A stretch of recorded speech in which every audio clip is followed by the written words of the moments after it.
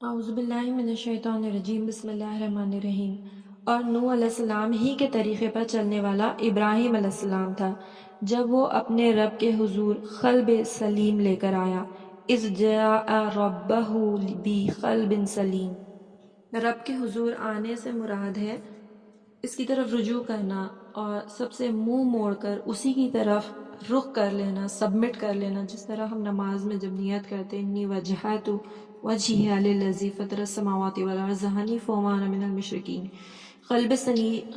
قلب سلیم کے معنی ہے صحیح سلامت دل، سبمسو دل،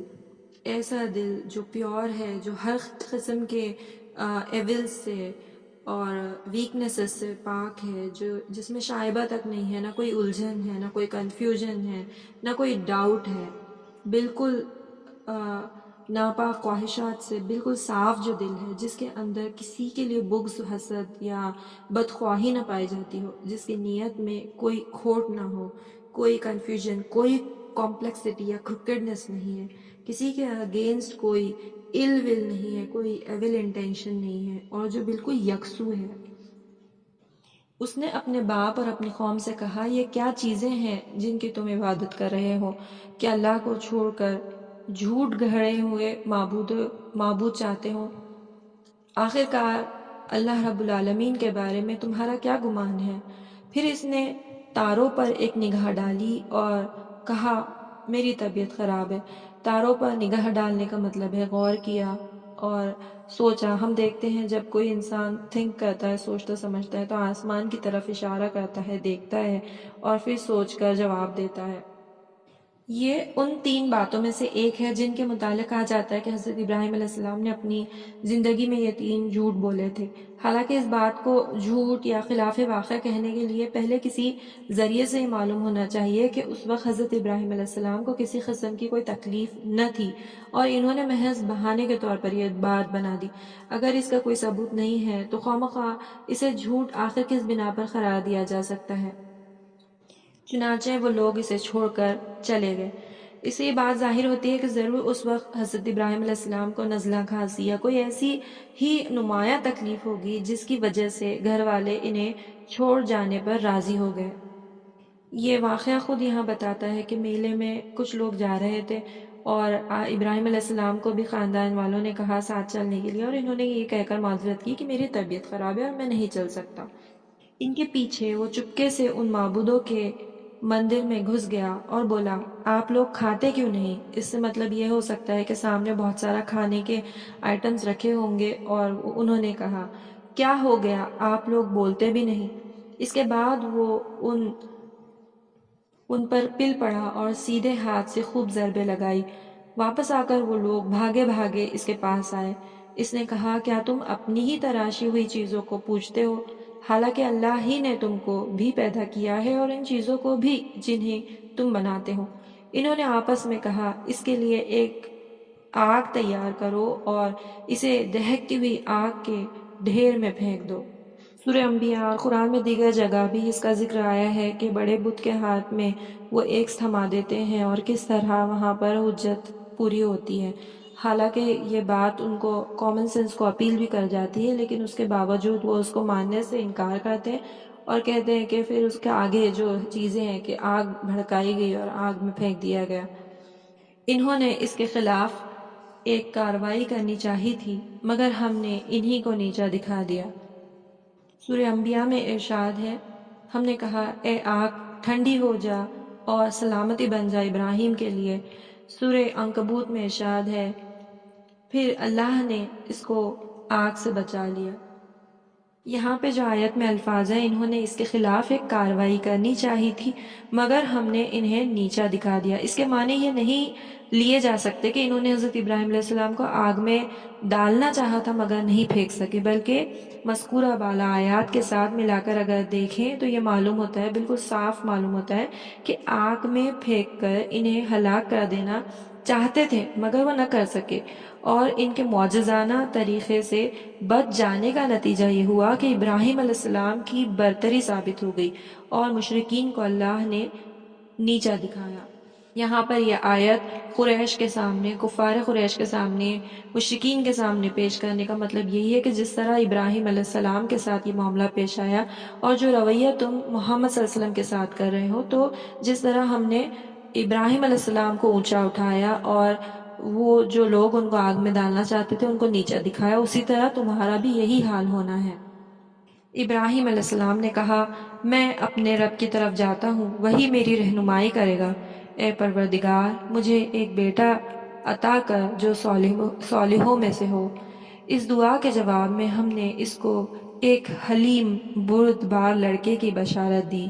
وہ لڑکا جب اس کے ساتھ دوڑ دھوپ کرنے کی عمر کو پہنچ گیا تو ایک روز ابراہیم علیہ السلام نے اس سے کہا، بیٹا، میں خواب میں دیکھتا ہوں کہ میں تجھے ذبح کر رہا ہوں، اب تو بتا تیرا کیا خیال ہے؟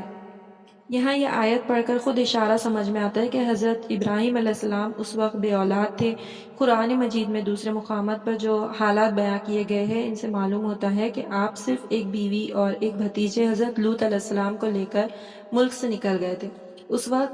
وقت فطرتاً آپ کے دل میں یہ خواہش پیدا ہوئی ہوگی کہ اللہ ان کو ایک صالح اولاد عطا فرمائے جو اس غریب وطنی کے حالت میں آپ کا غم دور کرے۔ پھر اس دعا سے یہ نہیں سمجھ لینا چاہیے کہ یہ دعا کرتے ہی ان کو بشارت دے دی گئی۔ قرآن مجید ہی میں ایک دوسرے مقام پر حضرت ابراہیم علیہ السلام کا یہ قول نقل کیا گیا کہ الحمدللہ الذی وہب لی علی الکبر اسماعیل و اسحاق، شکر ہے اس خدا کا جس نے مجھے بڑھاپے میں اسماعیل اور اسحاق عطا فرمائے۔ سورہ ابراہیم۔ اس سے ثابت ہوتا ہے کہ سیدنا ابراہیم علیہ السلام کی دعا اور بشارت کے درمیان سالہ سال کا فاصلہ تھا۔ بائبل کے ریفرنسز سے یہ سمجھ میں آتا ہے کہ حضرت ابراہیم علیہ السلام کو حضرت اسماعیل 86 ایئرز میں ہوئے اور حضرت اسحاق کی پیدائش کے وقت وہ 100 ایئرز کے تھے۔ پھر یہ بات بھی ملحوظ خاطر ہے کہ حضرت ابراہیم علیہ السلام نے خواب میں یہ نہیں دیکھا تھا کہ انہوں نے بیٹے کو ذبح کر دیا، بلکہ یہ دیکھا تھا کہ وہ اسے ذبح کر رہے ہیں۔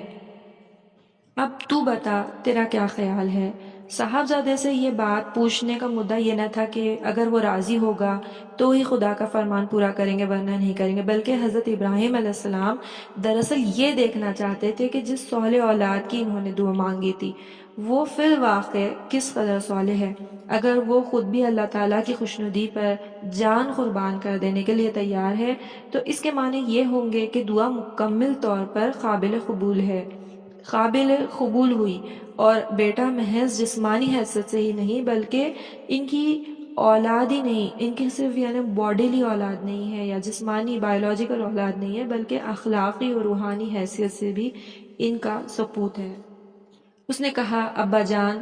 جو کچھ آپ کو حکم دیا جا رہا ہے اسے کر ڈالیے، آپ انشاءاللہ مجھے صابروں میں سے پائیں گے۔ یہ الفاظ صاف بتا رہے ہیں کہ پیغمبر باپ کے خواب کو بیٹے نے محض خواب نہیں بلکہ خدا کا حکم سمجھا تھا، اور یہ بھی ہم کو معلوم ہے کہ انبیاء کو جو وحی کی جاتی تھی اس کی اقسام میں سے ایک قسم یہ ہے کہ وحی خواب کے ذریعے بھی دی جاتی تھی۔ آخر ان دونوں نے سر تسلیم خم کر دیا اور ابراہیم علیہ السلام نے بیٹے کو ماتھے کے بل گرا دیا اور ہم نے ندا دی۔ بیٹے کو ذبح کرنے کے لیے ابراہیم علیہ السلام نے بیٹے کو چتا نہیں لٹایا تھا بلکہ اوندھا منہ لٹایا تھا تاکہ ذبح کرتے وقت بیٹے کا چہرہ دیکھ کر کہیں محبت و شفقت سے ہاتھ میں لرزش پیدا نہ ہو جائے، اس لیے وہ چاہتے تھے کہ نیچے کی طرف سے ہاتھ ڈال کر چھری چلائیں۔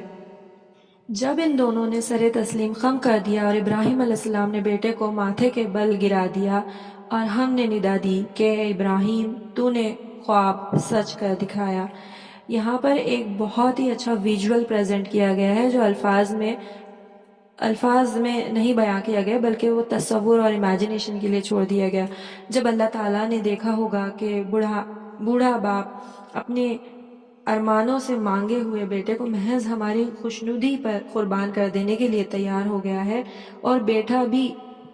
گلے پر چھری چلانے کے لیے راضی ہے، تو یہ منظر دیکھ کر کیسا کچھ دریائے رحمت نے جوش مارا ہوگا اور مالک کو ان باپ بیٹوں پر کیسا کچھ پیار آیا ہوگا، اس کا بس تصور ہی کیا جا سکتا ہے۔ الفاظ میں اس کیفیت کی جتنی کچھ بھی سچویشن بیان کی جائے گی وہ اس کو ادا نہیں کر سکے گی، بلکہ اس کی اصلی شان سے کچھ گھٹ کر ہی ہو سکتی ہے۔ خواب سچ کر دکھانے کا مطلب یہ بھی ہے کہ خواب میں یہ دیکھا تھا کہ ذبح کر رہے ہیں، ذبح کر دیا نہیں، تو اس اعتبار سے خواب سچ ہو گیا اور پورا ہو گیا کہ وہ ذبح کرتے ہوئے انہوں نے اپنے خواب کو پورا کر لیا۔ مطلب اللہ تعالیٰ کو بچے کی جان لینا مطلوب نہیں تھا، اصل مدعا جو تھا وہ تمہاری اس آمادگی اور تیاری سے حاصل ہو گیا۔ صرف آمادگی سے ہی وہ مدعا، وہ مقصد حاصل ہو گیا جو قربانی کا مقصد تھا۔ ہم نیکی کرنے والوں کو ایسی ہی جزا دیتے ہیں، یقیناً یہ ایک کھلی آزمائش تھی۔ یعنی جو لوگ احسان کی روش اختیار کرتے ہیں ان کے اوپر آزمائش ہم اس لیے نہیں ڈالتے کہ انہیں خواہ مخواہ تکلیفوں میں ڈالیں، رنج و غم میں مبتلا کریں، بلکہ یہ آزمائش ان کی فضیلتوں کو ابھارنے کے لیے ہوتی ہے، انہیں بڑے مرتبے ادا کرنے کے لیے ہوتی ہے، اور اسی لیے ان پر ڈالی جاتی ہے۔ پھر آزمائش کی خاطر جس ٹرائل میں ہم انہیں ڈالتے ہیں، اس بخیریت ان کو نکلوا بھی دیتے ہیں۔ چنانچہ دیکھو، بیٹے کی قربانی کے لیے تمہاری آمادگی و تیاری ہی بس اس کے لیے کافی ہو گئی